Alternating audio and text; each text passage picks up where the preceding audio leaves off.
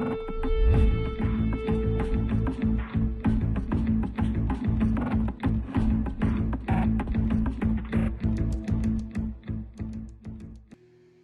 guys, welcome to the Historical Podcast. I am joined today by author Ruadh Butler. Hopefully you've been following the series all the way through. We have part 3 of the Butler Fitzgerald feud.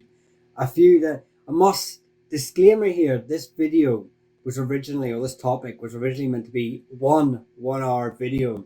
And as we have dug into this, it has turned into 3 videos. 3 with a question mark, hopefully, but hopefully this is the finale here that we can sort of put a nail in it. You know, I always say friends at the end of this. Friends by the end of this. Yeah. I almost feel like we have, you know, much like the Fitzgeralds and the Butler feud at the time, turn around and go, "How has this dragged on for so long?" You know, because honestly, it's been great topic to get into, and I've been loving reading material that I've come across while researching for this, and it's been an amazing topic to cover. But call me, you know, embarrassed that I couldn't realize that this such an in-depth topic would take as long as it has. So next time there'll be a bit more planning whenever I go forward. But I digress. We are on to the third part of this video, and we are in the Tudor period. Now, the later Tudor, sort of Elizabeth's reign, but there is a little bit of, for anyone who's sort of come into this later, or maybe watched the videos earlier in the week and has sort of forgotten anything, just a quick sort of highlights. So we're coming out of Henry VIII, has obviously proclaimed himself King of Ireland, no longer a lordship, and he really didn't own a lot of Ireland at the time. His reach was very, very limited, and the reach of his vassals or his subjects was far greater. But how much of a hold he had on these at the time is debatable. These men were kings unto themselves, you know, in all but name, and they ruled just as that. So he's come in and he's proclaimed himself king, and he has tried to assert some authority on these lords of Ireland, Gaelic and Anglo-Norman alike, or now sort of, I'd say, English. So in doing so, he's brought in laws such as the famous Surrender and Regrant, which would replace Gaelic titles with English titles in return for bending the knee to him. With also his reign came across the religious aspect of Ireland when he obviously became Protestant. Protestant is probably more like, but his followers certainly became more Protestant, and with that became this religious divide in Ireland, which would leak over for the next sort of, well, up until the present day, unfortunately. But we would start to see the rise in sectarian warfare in Ireland. So no longer was this feudalism of clan against clan, family against family, land and titles. There was also a religious aspect. So much like the War of the Roses, where we'd start to see the end of clan fighting, which was more cattle raiding and a bit more, as Philip would say, banter, you know, between the clans. You know, War of the Roses, we start to see a much more brutal aspect to the warfare. Entire villages decimated for their allegiances to either side of the Yorkist and Plantagenet sides. And then we start to see now a religious aspect added on top of that too. And much like a cake, all these things are towering up, and eventually this cake's getting so big it's just going to topple over. And this is where we come to under Elizabeth's reign. Is there anything more you would like to add into about the sort of Henry, the build up to this? No, that's exactly right. I think you've hit all the main spots there. I suppose the only thing I was waiting for is you to mention Leonardo DiCaprio, as you've done every single video on this subject somehow. I presume that's coming later, so we'll hold off until you find your time. He's just so dreamy. What can I say? maybe I'm trying to. If I get enough, sayings in it, he'll come on. Maybe, you never know. I know we're far too popular for him. On the subject at hand, yes, I suppose the main thing to be said was this effort of the Tudors to try and establish their control over the main Gaelic Irish and Anglo-Irish families has led to big problems. The first of which meant that the Kildare Fitzgerald, one of these great dynasties of the Geraldine family, have actually rebelled against the crown after years of kind of flirting with it and sort of trying to reassert their dominance over Ireland. They actually in 1534 rose in rebellion, and by 1537 the Earl of Kildare, his 5 uncles were all hung at Tyburn. So the Kildares had been pretty much decimated by 1537 by this cruel and unusually overweight king in England. He's obviously installing all these kind of English, from before this it was a lot of Anglo-Irish lords had been in control of the lordship of Ireland. In the Kingdom of Ireland from 1542, it's nearly and always an Englishman is installed, because now the English crown just cannot trust the main dynasties in Ireland, such as the Kildares, the Fitzgeralds of Kildare, the Butlers of Ormond, and the Fitzgeralds down in Desmond. With the Fitzgeralds of Kildare being taken out of the equation. Now, 2 main dynasties here. We've got the Butlers of Ormond, who are kind of seen as this kind of trustworthy dynasty, having basically supported these Lancastrian Tudor family throughout the Wars of the Roses. So even though they've had big problems in the past, they're now seen as this kind of anglicized version of an Irish lord, and one that they could be more trusted. Pretty much that's what history records the Butlers as from now on. But they're the ones that can be trusted. On the other end of the scale, even further from trustworthiness than the Kildare Fitzgeralds, are the Desmond Fitzgeralds, who have all but retreated from the English court back to Munster over the last 100 years or so, since the 7th Earl of Desmond had been executed at Drogheda in 1468, 7, 8, and it was so they've become far more into the Gaelic Irish world. They're Irish because they dress in Irish fashion, very heavily hibernicized. So they are those are the circumstances of these main dynasties. The Butler Fitzgerald feud up to this point had been pretty much or nearly always for political power with the Kildare Fitzgeralds. They've been taken out of the equation. It's now this age-old hatred about territory and this border that the Butlers share, basically sort of stretching in a line from Limerick to Waterford across Ireland. That's the line that they're fighting over, because they want to make sure that they're supreme, they're raising supreme, and their rights and haven't been contravened by the number one, the king, and number two, by the opposing forces of the Earl across the River Suir and Blackwater. Below the Earls, of course, are these lesser lords, such as the Fitzgeralds in Deesha, which is now sort of east or western Waterford, Butlers of Kerr down in South Tipperary, and so for instance on the Butlers of Deesha, the Fitzgeralds of Desmond are trying to always establish their supremacy over them and make sure that they're paying all this kind of, if they're going around and demanding a payment, they want the Fitzgeralds of Deesha to be paying it to them. The Fitzgeralds of Deesha have already married into the main line of the Butlers, so they actually have sort of nearly transferred their allegiance to the Butlers, and the Butlers and then what happens is they must defend the rights of the Butlers or the Fitzgeralds down in Dromana on the River Blackwater, these Butlers of Deesha. So it's a complicated situation. It's got worse and worse over the last 300 years since these families came into Ireland, and it's about to explode in violence, really. So we're sort of picking the story up at the end of the 1550s into the start of the 1560s. We've got people all over the place trying to establish themselves on the political scene, on the territorial scene. So yeah, it's the kinder, all the tinder, or the, what do you call it, the kindling has been laid, the sparks are being fired, there's wood about to be dropped onto the fire, and it is about to go off.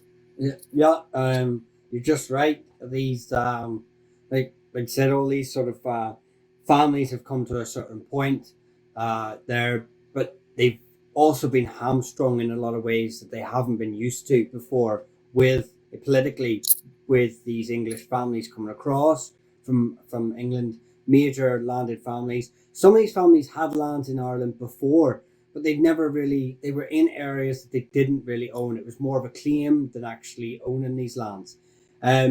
Now, with Henry sort of advancing into Henry VIII advancing into certain areas, which was built on the foundations of his father, Henry VII, which was actually built on the Fitzgeralds advancing into places like Connacht and Ulster. And so we see this Tudor reconquest of Ireland, which had very little Tudor involvement actually at all, and was more really an Anglo-Irish reconquest of Ireland. But with this sort of stabilizing of English-held areas, especially, not in the sense of like actually the families living in, the Gaelic families and the religious tension there, but in the sense that these families, the English families, were able to now move back into most of these areas. So you had sort of these old landed gentry coming across, reclaiming title and land, and that they had claimed and had ancestors that they claimed had owned it back in the 13th century. You had sort of also new landed families coming across with this new taking of land and stuff like that. Land was given to favourites of the courts, along with the titles that would be attributed to them, as well political positions such as Lord Deputy and stuff like that. So there's a massive influx of these sort of families coming across, trying to either regain an old foothold or to stamp on a foothold of their own, putting them in direct conflict with the families who'd been there, like the Butlers and the Fitzgeralds, for generations, for hundreds of years, actually, to be fair to them. These families are now so integrated into the areas that, this is their homeland now. So this is really just like we said, is the kindling for a fire that's about to burn, because not only have you got the Gaelic Irish who are set in Gaelic ways, you have the English who are set in their ways, and then you have these Anglo-Norman families who are both their culture onto their own. They really have, but they've formed this culture where they sort of just take the best of both, and they've sort of come out of this as their own kind of people. In fact, it's referred to by the Irish quite often. They're referred to as the Old English, to differentiate them between the English who are coming across. And this is because they can be seen to be completely different. They're probably wearing English dress, but with an Irish tinge to them, and these are, having English, they say like English fashion was coming across and stuff like that, into Ireland and into the Gaelic nobility. But it would be going the other way too. And these families, like the Fitzgeralds and the Butlers, who are walking around the courts of Dublin and walking around the Royal Court of London with this sort of exotic sort of wear that they've now anglicised, so it's probably better to they're more likely, like, other families can follow suit, rather than it coming from an O'Brien or or McCarthy, who would eventually come into these courts anyway. So yes, we start to see a more stabilised Dublin as well. The Dublin Parliament seems to become more focused in its efforts to sort of, up until this point, the Irish would often find themselves pushing into the suburbs of Dublin and taking back these lands, and it was basically the Marshall families of like the Harolds and the Archbolds would find themselves often losing their land and regaining their land backwards and forwards. So we start to see this sort of foundation here for basically the end of Gaelic Ireland, really. But there has to come the initial push of these English coming across and sort of challenging Anglo-Irish rule, because they've come across from an area where There are lots of big families, but these families don't hold the power that Irish lords hold in Ireland. And I think there's an element of jealousy here as well, of seeing how much these families in Ireland get away with amongst each other. Absolutely. Yeah. I think it comes down to that sort of having a private army, Yeah. with the Wars of the Roses, the great lords, even your Dukes of Norfolk or whatever, they probably don't have the same, ability to raise, an army from their tenants as the Fitzgeralds of Desmond would have. I mean, the Fitzgeralds of Desmond could probably, I mean, if the numbers were all it took, they could have conquered parts of England because they had such a large gathering. But of course, they didn't have the armaments. They didn't have the same wealth that lords in England would have had. It's sometimes a wee bit hard to, for people who are maybe a wee bit new to this, to understand why these troubles would have started between the great lords and the Parliament in Dublin. So these Englishmen, as we say, have been sent across to England to take such roles as Treasurer of Ireland or Chancellor of Ireland or Lord Deputy or one of these roles. These political roles.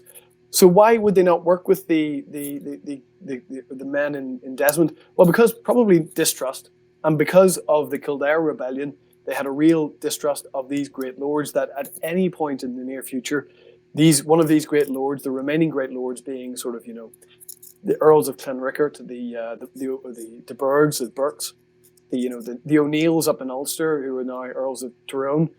Particularly these two Anglo-Norman dynasties, not that the Burkes aren't an Anglo-Norman dynasty, but the Anglo-Norman dynasties of Fitzgerald of Desmond and Butler of Ormond. And they thought, well, we're going to have to take them down a few notches or, in some way to try and do it, because I can't get my policies through. I want to make, open up this land for, I don't know, plantation, say in Wicklow or something, but I can't get it through Parliament because Butler commands the allegiance of hundreds of members of Parliament. He's got all these creatures of the Butlers won't allow me to get my policies through. So what am I going to do as a result? Even though the Butlers are in with the Queen over in England, I'm going to try and attack them politically, and there's multitude ways to do that.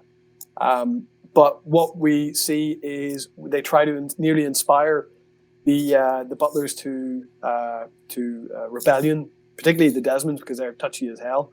And they continue to try and attack them. And really what it leads to is this really distrustful situation between the great lords and Dublin.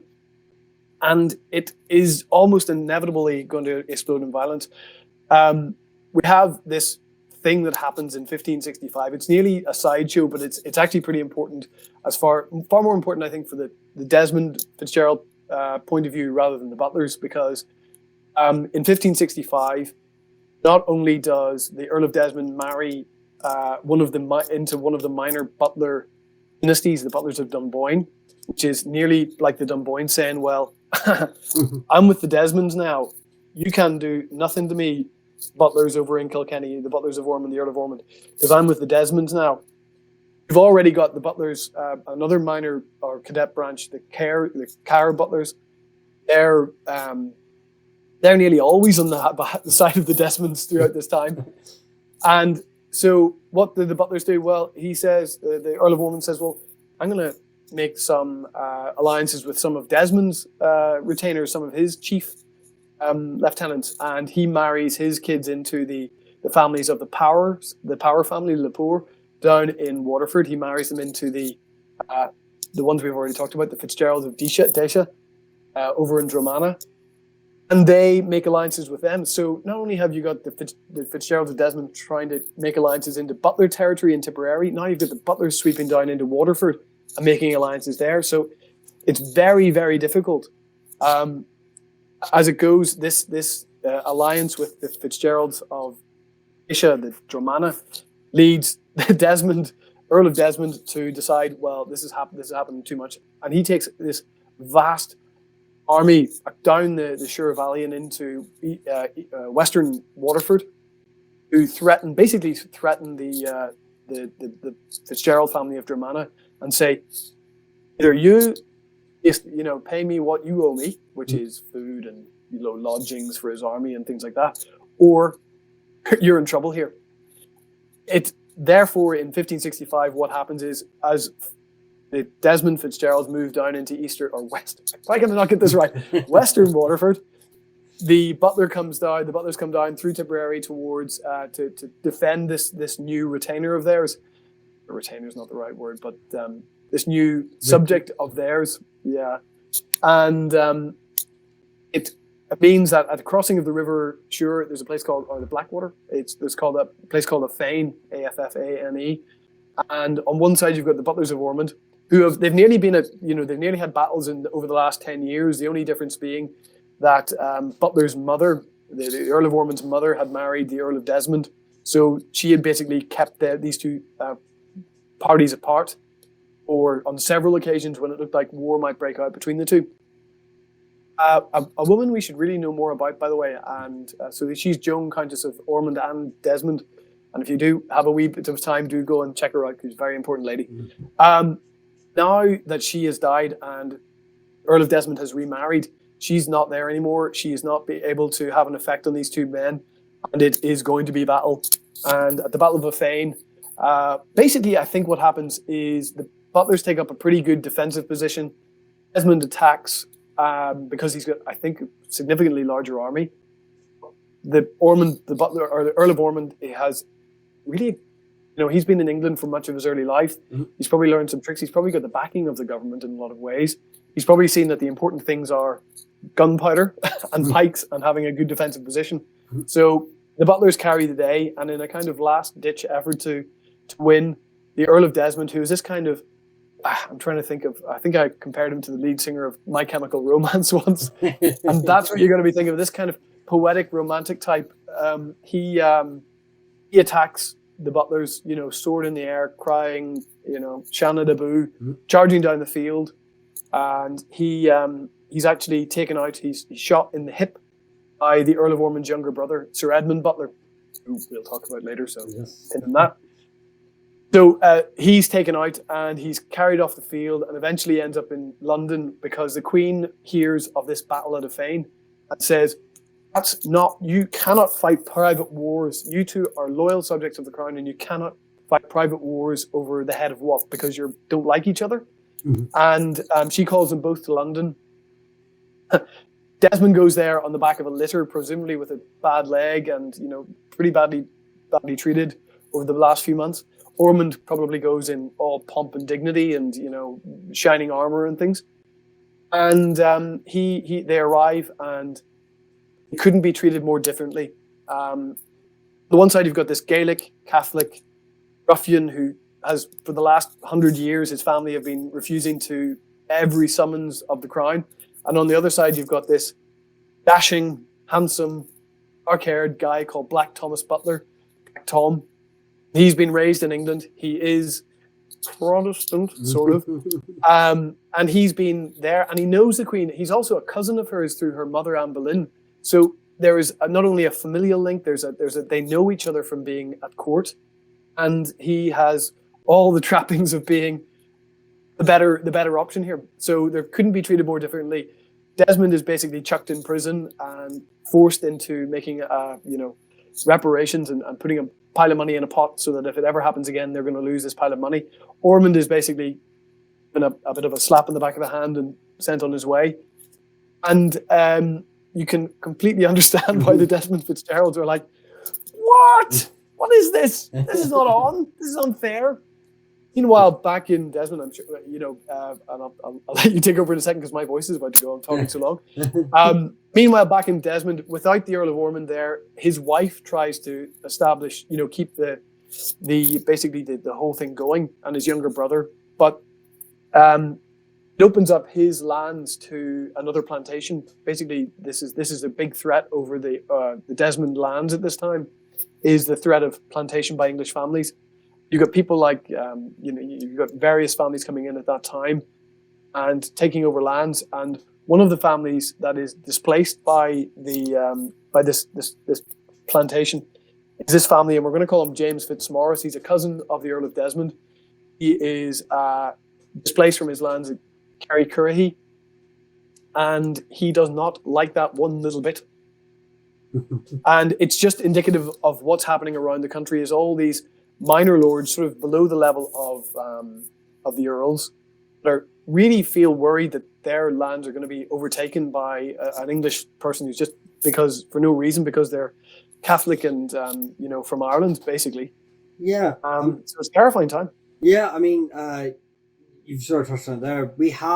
You have to remember, by this stage, the Fitzgeralds and the Butlers have multiple lines now. There's thousands of family members. Some of them landed, some of them not.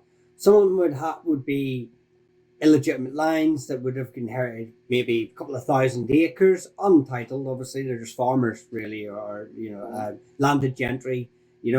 And through the generations, these families have whittled down, and now they own sort of like 10 acres and stuff like that. So they're just landed gentry that have nothing too up and about. But they do hold a lot of them would hold sway in a lot of local towns and stuff. They would be the wee mayors, and they'd have all the trappings of that sort of lower level sort of big families in a town. Peas maybe as well. Yeah, so all these sort of things. So they are to do, but they're not the where we're talking. Think of like the country like Bhutan or Andorra against China and Russia. It's sort of like this is the two levels. Not to offend anyone in these countries, but in size and everything else. So what we're getting at is these families are the ones that are being replaced as well, and they've become not Gaelic. They don't even have to become Gaelicized. They're still Catholic. They're probably, some of them are speaking English. Some of them have become very merchant families, so they're still very anglicized. So, but it doesn't matter. The fact that they're Catholic is the main sort of drive behind this. Now, not only that, you have Fitzgeralds and Butlers, much to the dismay of the English coming across, defending Gaelic chiefs, going, you can't move the O'Byrnes out of here. You've built your land up there, to take that field over there, but you can't move these, which really annoyed these English families coming across. So some of these families had higher connections as well that could raise these concerns in Dublin and stuff like that and say, hang on a minute, I'm English. I've been given the right to come across here and take this and have this, and you're defending this bearded barbarian, and why? But obviously Butlers and Fitzgerald know the wider implications of some of these sort of things. Or this foreigner coming across and taking, and hang on a minute, that guy is the cousin of this guy who, by the way, is actually a problem. Like eventually we see like people like Faye McHugh O'Byrne, so these sort of things, and it's like they know the ins and outs of the political problems of the Gaelic at the time as well. So this is causing a lot of problems here because they're getting it from both ends. These families are getting it from both ends, and the plantations are still happening, and Fitzgerald's cousins and stuff are coming up to them and being like, hang on a minute, I know I'm illegitimate but come on, like, this is my land. And so they're really not happy. And not only that, Fitzgerald especially is finding this like an attack on his rights as a feudal lord. This is his family has owned this land longer than the Tudors have been about. So this upstart dynasty that they didn't agree with in the first place, who have a tenuous link to the throne of it. The Fitzgeralds have probably got a better claim than maybe not, but they still have a claim. They would marry into the Zouche family, who were cousins to the Tudors and stuff. So they're not just nobodies. These are high end, pure blooded. Cut them and they'll bleed blue. And they've bled for this country. They bled for their lands, and they're not having some minor, whose family. No. Well, I mean, you got to remember that actually this is a rise in nobility when the Tudors come across, especially when Henry VIII, when a lot of merchant families were starting to become nobles. The peer system, a lot of landed gentry were becoming and very popular in the courts, and because they were wealthier than a lot of these landed families who've been generations, who had invested in land and war, and neither provided any profit for them. Whereas the merchant class were rising to new heights, trading with Europe, and getting favorable links to Europe whenever you had like the German states who had adopted Protestantism instead of Catholicism, because Catholics at the time were, just a quick backstory, weren't able to set up banks and stuff like that due to the Pope. Protestants didn't have those trappings, so they were able to finance better. They were, able to, go on further expeditions, trade more. These are the links that you're getting by becoming a Protestant at the time, and this landed gentry are rising to new heights. Obviously, the Tudors are aware of this and quite happy to, milk the system by going, here, there's a wee barony, there that's been defunct for so many years, have it and pay me a couple of grand for it. So this is also a problem. So we have families that are only 1 or 2 generations maximum into the peerage system coming to Fitzgerald and going, here, sort your cousin out. He won't let me have his field. So. And this is a really touchy dude at the very best of times, and he is just astounded that they would dare these people. And I don't want to. I mean, it sounds like I'm being mean about this particular Earl of Desmond. I'm really not. I don't think so. There's a book by Anne Chambers, which is a really good one. It's actually about his second wife, this Butler of Dunboyne, who he marries. But it gives a really interesting picture of this Earl of Desmond in particular, and just how touchy and he is about defending his rights, about interlopers and people he doesn't consider his equal in any way coming in. To his benefit, he doesn't know any different. That's entire way of life that is being taken apart by these people who are coming from England. It is a hellishly difficult situation, because he's got all these people, hundreds of people, saying, well, if you don't do something about this, you're not getting my 1,000 men when you need them. And, another guy who's got a different set of problems saying, well, if you don't do something about this, you're not going to get my 1,000 men. This is an entire way of life. These people who are swordsmen, and that's their profession. And he's been hiring them all, because if he doesn't hire them all, they're going to be big trouble in his area. So it's a very, very difficult and finely balanced situation. Yeah. So No, I was just say, so he's in prison now, obviously, and his wife has tried to take up the mantle at this position of but his brother, his cousin, what's his title? Yeah, but what's his title? Is he like the captain of the military? I think that's where he takes now we've got the Prime Minister of Ireland's called the Taoiseach, and that's kind of the title he takes, which is obviously a Gaelic Irish sort of thing, but he's he's captain of the Geraldine forces or something. I presume that's self-imposed or self-appointed, he steps up though, and he starts to try and he tries to try and get a gathering of trying to keep the ship running while and he's obviously he's probably writing to the courts and writing to the English, trying to be like, hang on a minute, I get what he's done. He shouldn't have raised an army and gone for it, but and I'm not gonna say what the Butlers have done, a bit like backhanded, but I'm not gonna bring up what the Butlers have actually done. I'm not here to argue against the Butlers, who are terrible people, but that's by the by. What I'm trying to say is, can you release him, because what you've done, and what you've done to the Butlers compared to what you've done to us is unfair. But obviously no one's running the show here, and it's turning into there's problems coming up now. The English now who are coming across are able just to push families out the way. The Gaelic families are turning around going, right, seriously, he may be able to give you a couple of 100 men by moving across here.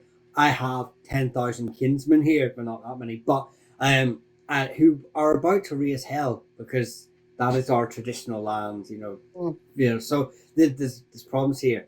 So then we end up getting up to do you want to attack? Because obviously at the same time we have Sir Edmund Butler, famous what's a hip shooter? Shooting from the hip. Shooting hips. Shooting hips from the hip. I suppose this, and I should give a plug to this book, because it's a really good one. Oh, I got the right direction. Yeah, I can see it there. You can see that. Perfect. A really good book. Dave Edwards is a top historian, so do check it out if you can. Mm-hmm. Basically, what happens is when Black Tom, the Earl of Ormond, has been raised in England from sort of the mid 1540s until the early 1560s, he's raised in England as a kind of he doesn't look dissimilar to Michael if you just look at there. Not dissimilar. There we go. There's a bit of Butler blood in there after all. Doesn't look anything like me anyway. So do I get clean to Kilkenny? You go for it, man. You go for it. So Black Tom, he's been raised basically as an Englishman in England, alongside all these Tudors, Edward VI and Elizabeth I.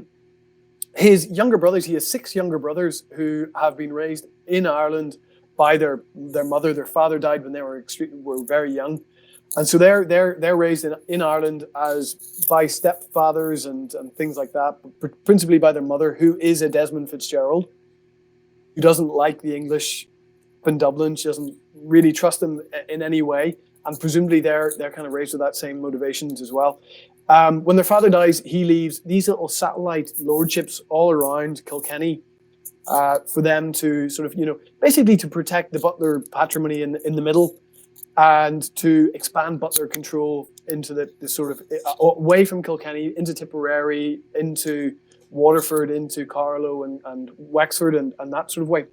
So the eldest of these 6 younger brothers, the second brother, the next youngest brother, is Sir Edmund Butler of the Hipshooter, and he's given land in Carlow, Western Carlow, and it's huge. We're talking upwards 30,000, 40,000 acres, presumably. And in 1569, the Lord Deputy of Ireland, this English guy called Henry Sidney, decides that he wants to attack the political power of the Earl of Ormond. He realizes that because, number one, Black Tom is a really close chum. We don't know how close, but, we talked about this last time. Because he's a really close chum of Elizabeth I, he can't really attack him directly. He needs to, because political power relies on him being able to go toe-to-toe with these great lords. But instead of attacking Black Tom, he decides a very easy way of attacking the Butlers as a whole is to go after Sir Edmund Butler. And what he does is, we were talking about one of these English guys who comes across to put forward this very ancient and dubious claim to land. Mm-hmm. One of these is a guy called Peter Carew. He claims an area of Western Carlow, which is part of Sir Edmund's lands, called the Dulloch. It's in Idrone, or in the barony of Idrone, mm-hmm. but it's usually called the Dulloch. And he is granted these lands like that. And that, in a I don't know, when he affixes a seal to a certain piece of paper, suddenly these lands go from being part of Edmund Butler's estate to being part of Peter Carew's. And Butler goes, "What the blazes do you think you're doing? That is, our family have won those lands. I think they may have actually come to an accord with the Kavanaghs of that area for those lands. But the Lord Deputy just grants them away like they were nothing, like it was nothing to them." Edmund Butler goes absolutely crazy. Crazy. And he rises in rebellion, which is even worse because even by this time, I think the Butlers have got this kind of air of being very loyal to the English crown. So when a Butler rises, the whole of Ireland goes, "Whoa, wow, that escalated quickly. Wow." Yeah. And gives just, when he rises, everybody else who over the last 10, 15, 20 years has been worried about their lands being given away, go, well, if they can do it to a younger brother of the Earl of Ormond, mm-hmm. they can do it to anybody. So, as you can imagine, James Fitzmaurice, the Taoiseach of the Desmonds, he goes, "Here's my chance." And everybody who has a problem raises. I mean, there are some people I presume that don't, but it must have been pretty. I mean, the O'Briens rise, the McCarthys rise, O'Byrnes again, the Driscolls, the O'Byrnes, the whole, everybody rises. And this one moment is where it happens when Edmund Butler's lands are granted away. Yeah. I would say, for the most part, the most of the Gaelic families and most of the Anglo-Norman families who come across and now were Gaelicized and owned land, or even Protestant, doesn't really matter. If they had a gripe, this was the time to do it. Now, Edmund's sort of rising was more personal. Carew, the Carew family would cause a lot of problems in Ireland around this. I often wonder how they haven't ended up, in the same category. Some families would put them in the same category as, Oliver Cromwell, O'Sullivan's being, but what the Carews claim to the Idrone area was ancient. It was an old link. It was. Oh, are we? As told in my book, so, Castle. Links below, and it is an ancient link, and really by this time irrelevant for the most part. The fact that, but when Edmund rises, Sydney's very quick, and he does a bit of raiding, and it's just a bit of it like traditional. Pay attention to me. I have a gripe because we have to remember, much like the first Desmond Rebellion, and much like many rebellions before, a lot of rebellions people mistake for like this ultimate goal is to replace the top or replace it. A lot of time it's just about bringing the government to terms, and just about going, listen to me. I have a problem. I'm willing to use force to fix this problem. But how about we sit at a table? Because I've been writing you letters and you haven't replied back. You don't write, you don't call, so now I'm going to, come knocking at your door. So, and this is very much the same here. But Edmund is called a traitor by Sidney, big words to be using in the court of Elizabeth. Yeah. Which is obviously not helpful to him. I feel it kind of puts him on the, well, I wasn't expecting that. I was kind of expecting a bit more of a conversation to happen here. So he turns to his brother, and it's like, here, Piers, mate, help, blood and thicker than water and all that lot. Yeah. And, Piers goes, well, yes, so blood and all that lot. I'm just trying to think. I'm just trying to find a way to. I'm just trying to find out. But this is also. I just suppose we have to say that this is 2 years after Mary Queen of Scots is beheaded. This is 2 years after the rising. This is the same year as the rising in the north, the Pilgrimage of Grace. Mm-hmm. This is the same year as the Duke of Norfolk has. A couple of years after the Duke of Norfolk's probably lost his head. Mm-hmm. This is a really serious time for the Elizabethan government. So I presume they really didn't want to have a rebellion in Ireland at the same time. No, it is serious times. Yeah, the problem is it wasn't a religious aspect per se for the Desmonds and the but as with every sort of campaign, you have your main goal of the leadership, and then you have those people on the lower ground stoking up, trying to get the manpower behind it. What's the biggest gripe is religion at the time. So it becomes this religious element comes into it, and to be fair, it's mostly Catholics sort of rising up at the time anyway. So they obviously, Elizabeth's government and Elizabeth herself can't afford to have any sort of European input to use this as some sort of distraction and proxy war for their ulterior motives. She doesn't want European troops or money flooding into these families. And it's snowballing to something that really it needs to be. But bad decisions on both parts, I wonder this time. Does Henry Sidney goes? This has been brilliant, so successful, and then he just goes a couple of months later. Goes, actually, this has been too successful. I feel like we've gone a wee bit too far. It's a weird time for strange bedfellows as well. You've got Edmund Butler, who has been the actual person who has pulled the trigger to end this battle between them, his family, and the Desmonds. He is now in league with the Desmonds. A couple of his younger brothers have jumped on board as well. So of the seven brothers, 3 have joined the Desmond Rebellion. 3 of these Butlers have joined the Desmond Rebellion. Something that would have been nobody would have predicted in the time before this. Presumably the Dunboynes and the Kerrs are back in league with the Desmonds. On the other side of the thing, you've got Black Tom Butler, who hates Henry Sidney, the Lord Deputy, absolutely loathes the man. Yet he is forced to come back to make sure that he's still okay with the Queen. He's forced to come back to England, or to Ireland from England, and join forces with Henry Sidney to try and crush this rebellion.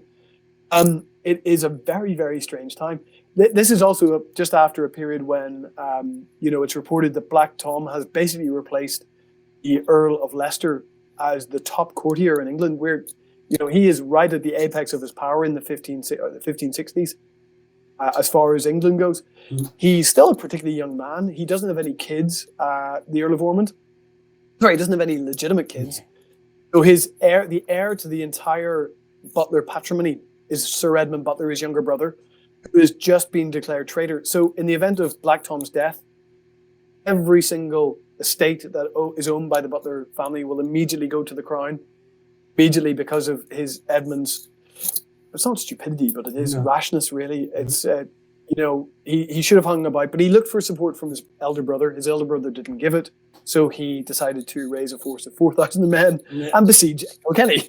So it is a time for calm heads, and there aren't many because everybody distrusts everybody else. Yeah, and you also have the Desmonds at the same time doing their bit as well. So for the first time, really, you're starting to seeing like it's a three-way war between Butler, and Fitzgerald. It's all this going on, which rather like you sort of point out there, the Butlers had a really good knack for sort of bringing everyone to line whenever it came to protecting the Butler territories, sort of like a greater good sort of view. Whereas I would say, much like the Burkes, much to their dismantling, and the Fitzgeralds to their dismantling eventually. They were very factitious and were very tribal in their own sort of. They had a good knack for coming together at most times, but not all the time. Butlers up until this point have been very good. For the most part, I'm sure there were the odd one or two sort of minor, but not where it mattered politically. So he's the Desmonds are obviously up on the rise. They pulled the McCarthys, they pulled all those sort of the O'Keefes, the O'Sullivans, the O'Driscolls. They pulled up all those clans. The O'Byrnes are up to their old shenanigans, pushing into the thing. Bearing in mind, we've touched on it before as well. Wicklow is a proxy area between the Fitzgeralds and the Butlers. That's where they had their little, they used the O'Tooles and the O'Byrnes for much of their sort of either fighting each other for their own gain or using them as assassins and stuff like that. So, but the O'Byrnes have managed to pull everyone in together as well, and sort of are pushing in, and then other families are joining in. This isn't a unified front though, although Edmund is doing his own thing and he's in talks with the Desmonds, his brothers sort of go across there. They are effectively fighting for their own aims at the same time. They're not really in they're as an alliance, like they won't attack each other. Yeah. But they're not striving for the same thing. Basically, as I say, if the Queen offers me my terms, I am bugging out here. I'm not staying around. Much I think his younger brothers kind of were like, do you brick? I'd say, again, it just has to be repeated that at this time the Earl of Desmond is still in England, is still in prison, a prisoner in London. What I mean, I think even at this point his wife has joined him in England because she has lost control of Munster completely. The younger brother also has been in prison. James Fitzmaurice is the leading force in Munster, and he is the man behind the first Desmond Rebellion. And he really is doing it for his own reasons as well. He is trying to get back his land to Kerry Currahy. That's his main motivating. It's no different to what Edmund Butler was doing. It's a bit of a mess, to be quite honest, but it's relatively quickly sorted out. Yes. This is 1569. Mm-hmm. The England forward a great deal of money towards their army. Henry Sidney sweeps down out of Dublin. Black Tom returns to Kilkenny and raises his anybody who's loyal raises with him, and that still is most of Kilkenny. I think all the minor families basically still are are happy with Black Tom's leadership. And they invade Munster, and it's awful. It's really awful. I don't know the numbers, but you could probably talking in the tens of thousands, if not the hundreds of thousands of people.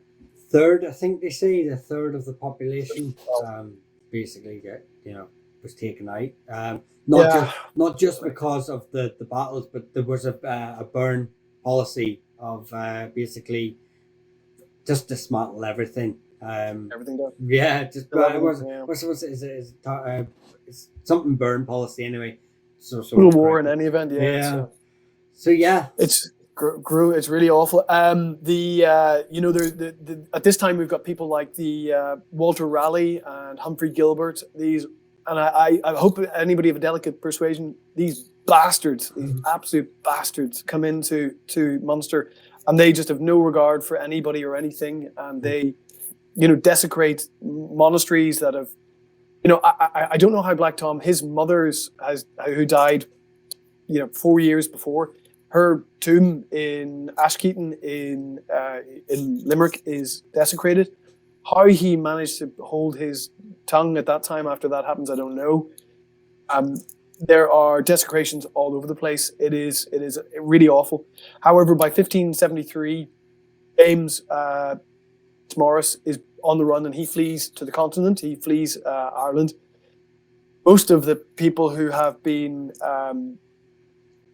who've risen in rebellion have been put down, and Sir Edmund Butler, the cause of this whole damn thing, he has been imprisoned in Dublin Castle in, I think, late 1569, possibly the early 1570. Mm-hmm. What happens is he is actually really worried because he's still being declared a traitor. They could just chop his head off at any time. So he somehow makes contact with his old friend or an old sparring partner called McHugh O'Byrne, this arch rebel, I think he's pretty much known as.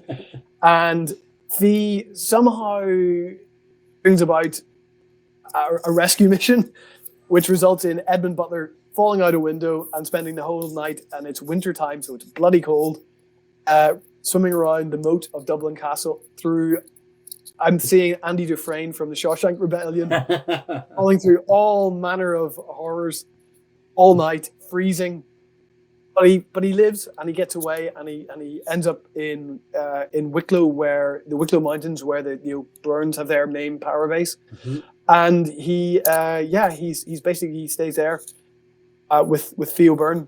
And Fee at the time, now this is a great story, and it's, again, if you look up Emmett O'Byrne online, Dr. Emmett O'Byrne, it's his thinking that at this time, after Fee McHugh O'Byrne has saved him from imprisonment, that Sir Edmund Butler begins an affair with his wife. Good times. Yeah, well, he's been in prison. When he come out, you need that. But yeah, it's. Fee would obviously eventually divorce his wife, although would still stay on very good terms with both of them. It was strained with Edmund, and later letters he and things to do with his will, he omits his wife from those sort of things. But at the time, for the sake of their children as well, it seems to be for the sake of their children, they're quite happy to have an amicable, friendly relationship, And I wonder whether it's just because Fee, had other wives and girlfriends that he, could turn to at the time. His hour of need. Yeah. I believe there's a branch of the Butlers that come from this dalliance. Dalliance has resulted in the birth of a guy called Thomas Butler. Now, Thomas is an interesting character in his own right. He begins life as the illegitimate son of Sir Edmund Butler and his... Well, I think they actually lived together as husband and wife for much of the later... their later lives, but he was illegitimate and he was Catholic, and he was everything that was anathema to the English in Ireland. But at a certain point in time, Thomas, this warlord, decides, I'm not getting anywhere with this whole Catholicism thing. I'm not getting anywhere with this whole Irish speaking, enemy of the state kind of thing. So he converts to become a Protestant. He marries a Protestant heiress. He raises his kids, and quickly he becomes MP. He becomes High Sheriff of Carlow. He's given all these lands and responsibilities, and it's a complete switcheroo by Sir Edmund's son from this really rather terrible situation where he's spent most of his early life on the run to being rather a kind of member of the landed gentry. And a distant cousin of mine still commands. He was made this boy Thomas made a baronet in 1628, and my cousins still own land that he was given. presumably by the Kavanaghs at Ballin Temple down in Carlow, and they're still the baronets of Clochrennan. So the descendants are still here. Some of us no cash. You're one of those minor branches we were talking about. So I might have to become warlords again. Yeah. Those minor branches that always seem to get shit on by I'm the same. My family, I don't hold any pedigrees whatsoever. Although it's funny because I think I mentioned to you that I did the DNA test and it's come up my closest relations at the minute until I get the higher one, R.O. Burns. So it's funny how it could be. I could be another link there. Could be cousins. Yeah. But you could be the illegitimate line of you could be that sort of you broke up my parents' marriage. I could be Lord of the club right now. But Theo Byrne would obviously then he'd later on his rebellions and he would become a thorn into the side of the English for time to come. With his bending the knee and breaking it the next year. So, but the Desmonds, the 1573 is the end of the sort of the first rebellion. We include this, I suppose, in the feud, the Butler-Fitzgerald feud, because the head of the Butlers was obviously on the opposite side to the Earls of Desmond, where he always found himself, historically where the Butlers always found themselves, on the opposite side to the Fitzgeralds. So, 1570s, I can... it's a difficult old time for everybody. But most difficult for the Earl of Desmond, who, having not been available to help out or hinder or stop this first Desmond rebellion, is sent home to Limerick and told to basically clear it up after the mess that's been made. What he found must have absolutely devastated him. As we say, thousands and thousands upon thousands of people dead. I think there was a famine in the middle of it. Yeah, there is horror upon horror. His homes have been overtaken and desecrated. All these monasteries where all his family back to the year dot have been buried, have been desecrated by English Protestant soldiers. Awful time. He's also got a bigger problem on a political side of things, that he's not got very many troops. He's not allowed to have very many troops to help him re-establish his control over the area. He's also got a pretty nasty fellow down in Cork who has called himself the Lord President of Munster, who is working constantly against him.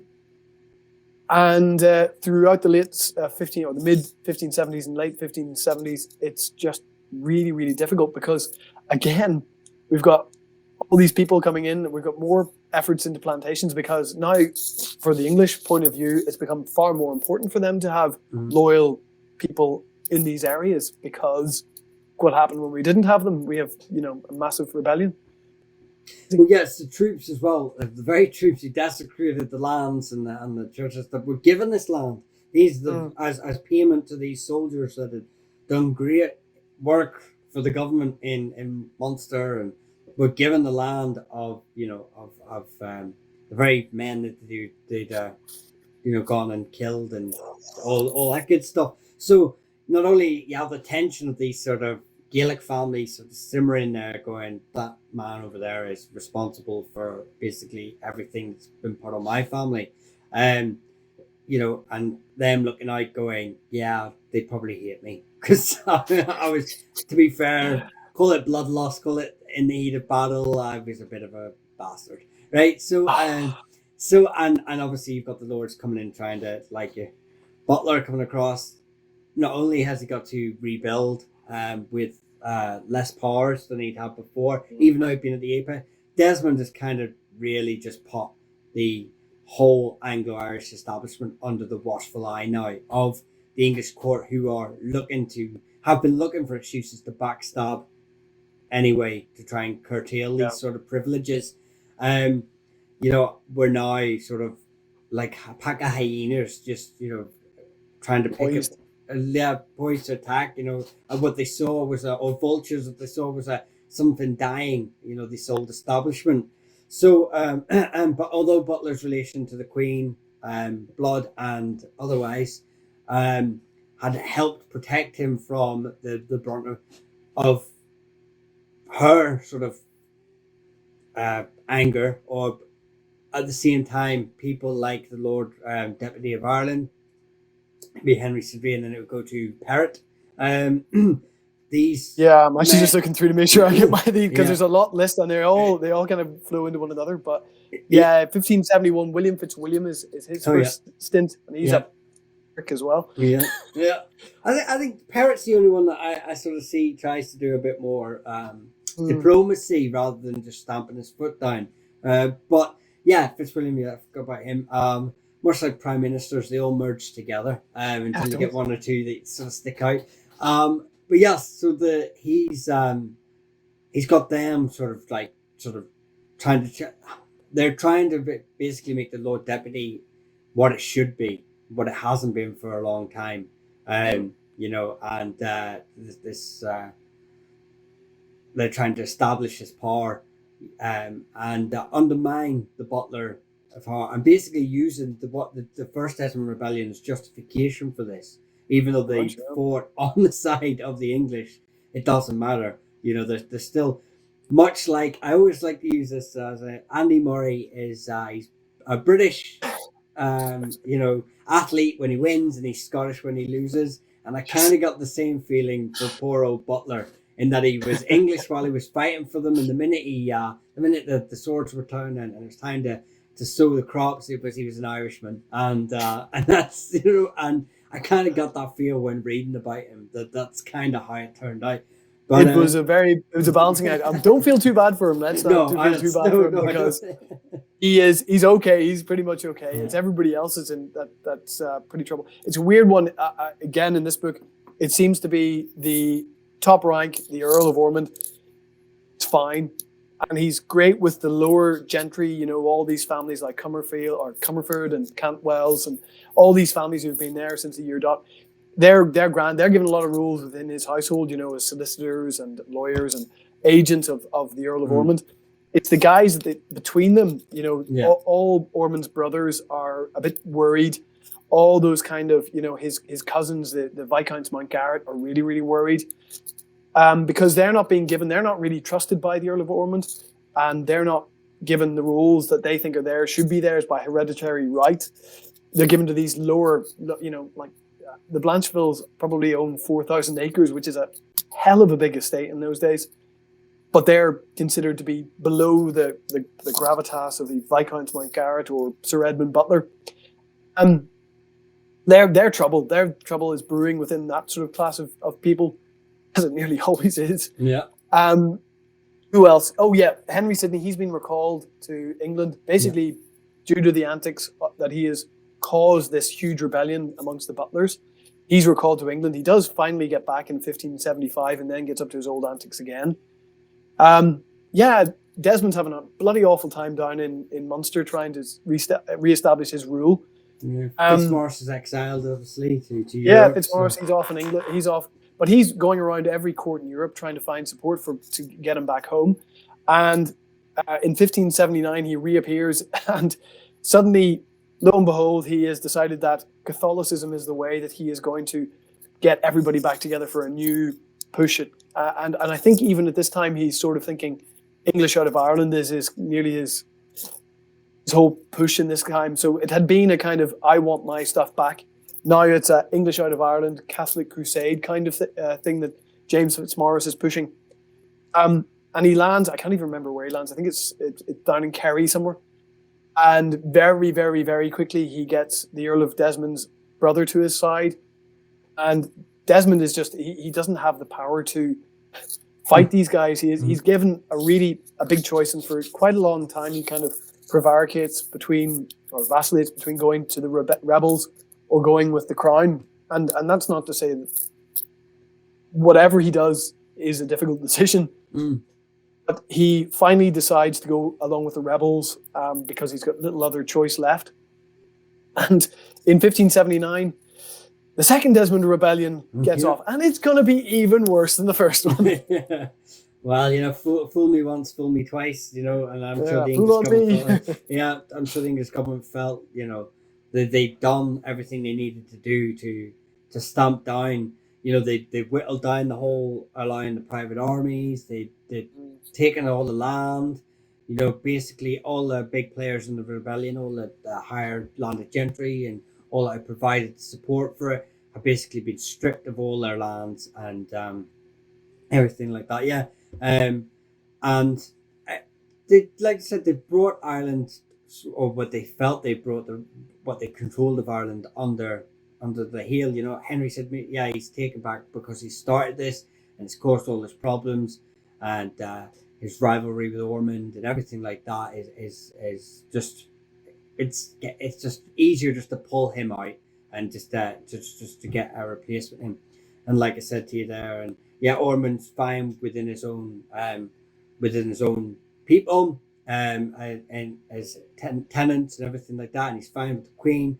And like I say, there's a little bit of a mistrust in the Parliament side of it, which is causing him a bit of a angst. Or not angst, he's just getting annoyed with it really.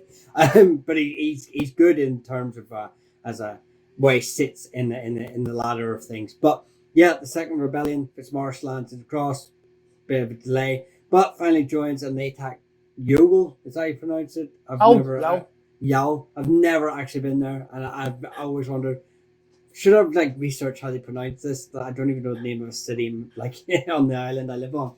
So they attack there. They basically go mad, and then a year later, Faye, another guy we just mentioned there, goes mad, and it all kicks off again. This time, I wonder, are they going mad, or they do have a lot of issues that they feel that they have been really poorly treated, and they have been really poorly treated. There's also these, obviously the Catholicism is being used as an excuse, but maybe it wasn't just an excuse to do this. No, I think they've taken on this. Like I said, this is what I was getting at when I was coming. It was like the prelude to this. At the start, it wasn't about that. Much like every cause that has there's multiple reasons why people join, and then they try to find a unifying course. Well, hang on a minute, 90% of us are Catholic. Let's make this about Catholicism. I didn't get to that point really at the first one. They kind of were just together for their own reasons, and they didn't need it to go any bigger. To draw up support for the second time, Fitzmaurice had to go around the courts. Now, obviously, a lot of these European kings were embroiled in their own wars in the Netherlands and stuff like this. So he needed to make it bigger than kick the English out of Ireland, because no one really cared about the English being in Ireland. But it kicked the Protestants out of Ireland was the unifying core. When he sails across to the Papal States and goes across to see the Pope, this is his thing, to legitimize this whole. It's a crusade almost, rather than a gripe with the Old English. So yeah, and because I see in time O'Byrne, excuse me, there is he was Catholic, but the fact he was willing to just go to and fro the courts, that go to Dublin, speak in English dress, address the courts in English and stuff like this at times, and then come back and be Gaelic, and he sort of dallied on the fence. There's often been a discussion of how Catholic really were the Irish, and I think when times were hard, they were very, very Catholic, and then when times were easy, they were quite happy to play about. And O'Byrne was definitely one of those. I think he's class. He is brilliant, because only 2 years before 1578, that's the Gaelic submission of Leinster, and so that happened, and then 1580, he's at it again, there is this now. It's about Catholicism and about protecting the faith, but I think that's only what it's become. This is the monsters mutated into this rather than it being the initial focus of the invasions and attacks and everything like that. So it was. Putting aside what's happening over in Wicklow, because it's not really Feud, everything. Yeah, that's going on. There's a new front opened, but the Earl of Ormond once again goes, oh, these people.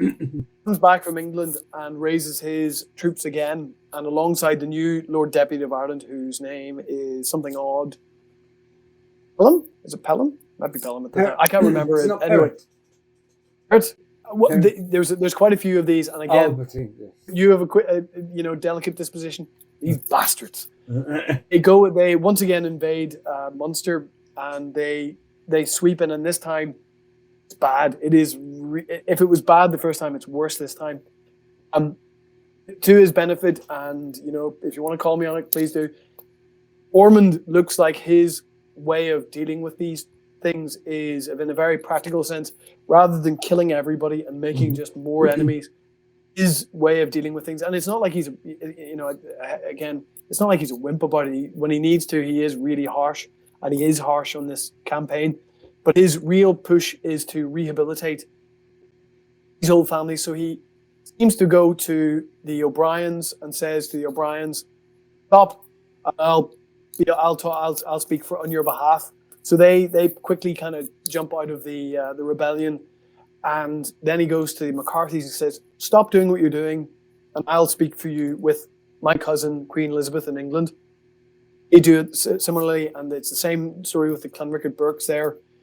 I think they're sort of and anyway, but he seems to have this way of a desire even to rehabilitate these old families. Yeah. Because I think he's just as worried as everybody else about these new English coming in, and that he, at least the people he knows how to deal with the McCarthys and the O'Briens, and all these other families. He knows how to deal with them. I think he understands them, even though he's raised in England. I think he is being from a family that's been in the country for, by this stage, 400 years. Mm-hmm. He has a better understanding of what it means to be these guys coming from England. I think he realizes what they're about, and they are just vicious and repressible nearly. So it's an interesting one that he is harsh when harsh is needed, but he's also trying to rehabilitate the major families and bring them back under control. What to be said about the second Desmond rebellion? James Fitzmaurice is killed pretty early on, isn't he? He's often pretty nothing. Yeah, skirmish really. There was, it wasn't meant to be, and that was basically, with that came a whittling of some of the support straight away. It sort of faltered. They tried to regroup. By this stage, obviously the Fitzgeralds are committed now. So although they've lost their initial really captain of the whole thing, and really the guy who drummed it all up, they still try to sort of get it going again, but they're so weak, and it's a really poor attempt, and very quickly it's a couple of battles here and there. It's such a pit. They call it the second Desmond rebellion. It should be the second Desmond attempted rebellion, I think. Yeah. Because it is over. I mean, there is an opportunity when the Spanish arrive at. But even see, I'm of the opinion. Yes, the Spanish arrive, but they don't really. And much like when they, later on when we'd have all these invasions and the papal, attributes, they don't have the impact. They're not often willing to go. The O'Sullivans and stuff, whenever they had Spanish troops, they used them just to man their castles while they went out to do the fighting, right? So they're not really. They're there. Their commanders are unwilling to take the risks that the Irish are willing to. They know that the way to attack these places. They know they've been doing this for generations, but it's not the way the Spanish fight wars. And their commanders are often, and this isn't just this rebellion, this is all throughout, are often, in my opinion, unwilling to take the same risks that are needed, and end up being sidelined, much to their dismay. Then they end up talking to the English, and they end up finding terms, or in certain cases they come to terms and get massacred anyway. So it's just this is what I mean. The rebellion doesn't fall in the sense that yes, these troops are coming in, but you've got to remember, by the time Fitzmaurice has been killed, the Spanish have already left. The army's on its way. It's not like that they could text them and go, don't come back. Don't come to this club. It's rubbish. We'll meet you somewhere else. So it does fall apart pretty quickly. I mean, we're talking about the Earl of Desmond like he has been in charge. He really hasn't been in charge of this in either of these rebellions.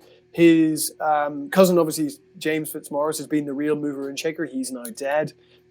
His younger brother, John Fitzgerald, the younger brother of the Earl of Desmond, steps into the breach. He's killed off. And so now we have this kind of lame, sad, broken man, the Earl of Desmond, who by the end is really, he's probably in the 60s, maybe slightly older.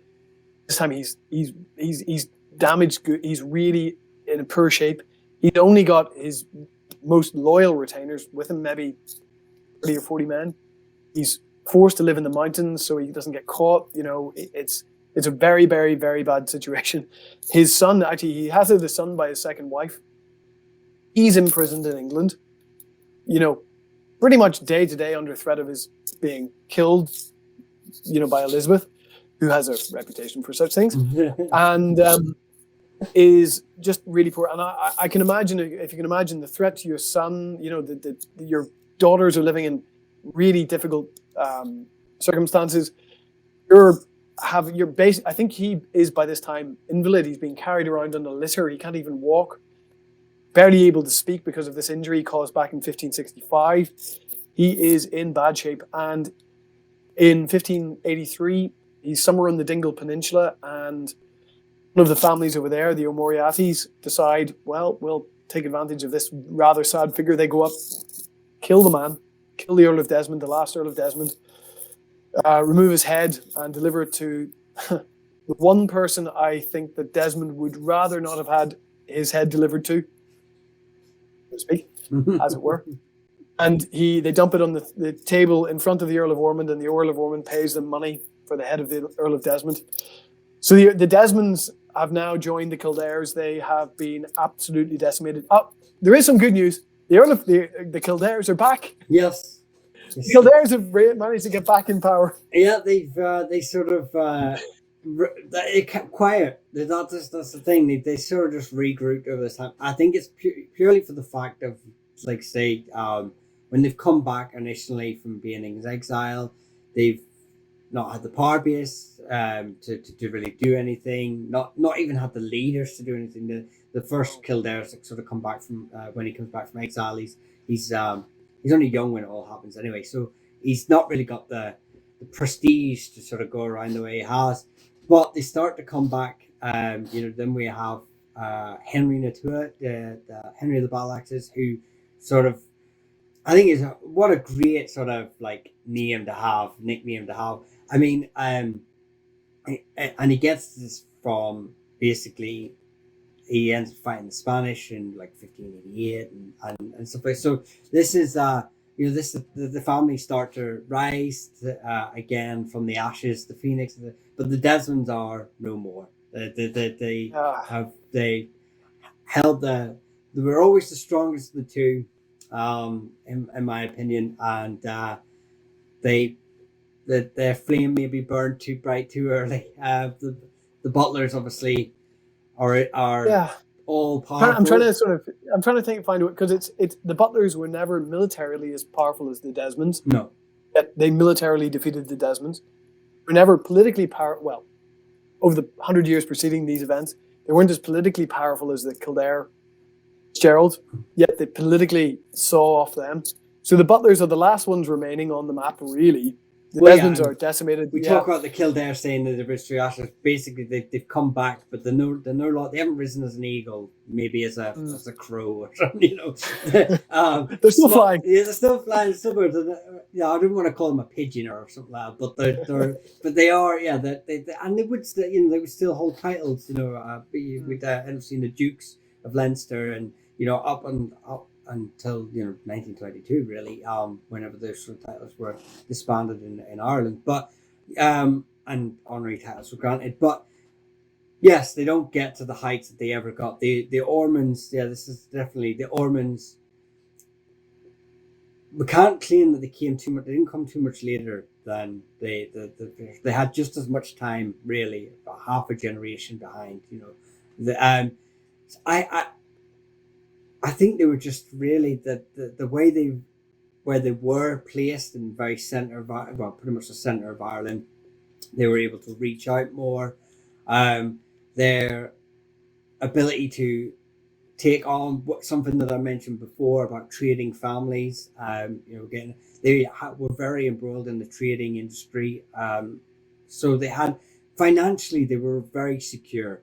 So they were in they were in, not only were they in the central belt of Ireland, which is known for the plains, so very good farming territory of Ireland, very good trading routes in Ireland, very good positions granted early on, becoming the butlers and stuff like that, where their name originates. I think they just had a very solid base, whereas the Desmonds, and they never, like I say, you had people like Ormond there who just talked about Tom, who were very aware of their vassals, the Gaelic thing, tribes and clans. They were very astute to what ticked them off and what didn't. And were very good at placing people.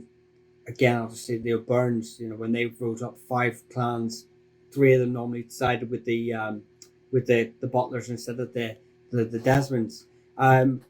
And they're very good at keeping these people in power, keeping those people in check. Whereas, like I say, the Desmonds went too full Gaelicized and alienated themselves from the court of England in Dublin. And Kildare, obviously, I think sometimes got dragged into the fight. And I think, and like I say, you can see this anyway, the fact that we have 3 really prominent with Fitzmaurice and but they're so factionalized, I think it would be the word, the Fitzgeralds, whereas the Butlers, yes, they did have their wee factions like Cahir and stuff like that, but they weren't as powerful. I don't think they were ever allowed to get as powerful as the Fitzmaurices and the Kildares and the Desmonds. And these are very powerful families in their own right. And Cahir, I don't think they ever were allowed to rise too high that the Ormonds couldn't go. Chill your boots, which helped. I think it helped. I just think, they really are the superpower. I think they were just what the English government wished that they could. Everybody could be. Everyone could be, and just get it in there. And because it's stated obviously that Winston Churchill later on, why couldn't the Irish just be more English, and I think that's they look at the Butlers like, why couldn't they just be like the Butlers, this family. This family would be. It sounds like you're ready to make a call on who won the feud. I think we can honestly say the Butlers won the feud of the Fitzgerald Geraldine feud. The Butlers came out winners, and I wouldn't even say, later on, they were clear winners towards the end. Like they literally got in bed with the right people. Hey, listen, I'm not saying that is the Butler superpower, but I'm saying it's always been. So it wasn't money, wealth, and power. Could have been power. This is it's been great to actually delve into this and to see both these families, the way they rose and the way one of them fell. 2 of them fell. No, that's another thing. We don't give the Butlers just credit for it. It was 2 families, really. 2 very powerful families of Fitzgeralds that they managed to eradicate from the Isles politically, militarily. And, and even today, they still hold land and title. And Fitzgeralds still do the same, but like I say, I'm sure if you had to count acreage, I'm sure we'd know who the winner is. I think if we stop it there as far as the feud, I think the feud at this point is over. But what goes on into the future is even far more complicated. And obviously, you can't just stop the clock just there. But the feud does stop at that point, I think, because rarely again do we have Butlers and Fitzgeralds going at it simply because they're Butlers and Fitzgeralds. What we can say is that in the future, a member of the Geraldine family will be the Prime Minister of Great Britain. The Marquis of Lansdowne still exists. He's a Fitzmaurice. We have Duke. One of the 2 remaining dukes in Ireland is the Duke of Leinster, who is a Fitzgerald. Who lives in England. The Butlers have because of Jacobitism. Sort of lost their way a little bit. We lost our dukedom. Our earldom is up in the air, and there's a lot more water that goes under the bridge. But the as far as the feud goes, I will accept this. This. I'm going to say it's a little floret like you get at Gymkhana, and I'll accept this on behalf of the Butlers and say thanks, guys. Yeah. It's been awful. It's been horrible. 400 years of fighting. Should have just made friends, and it'd have all been grand. Yeah.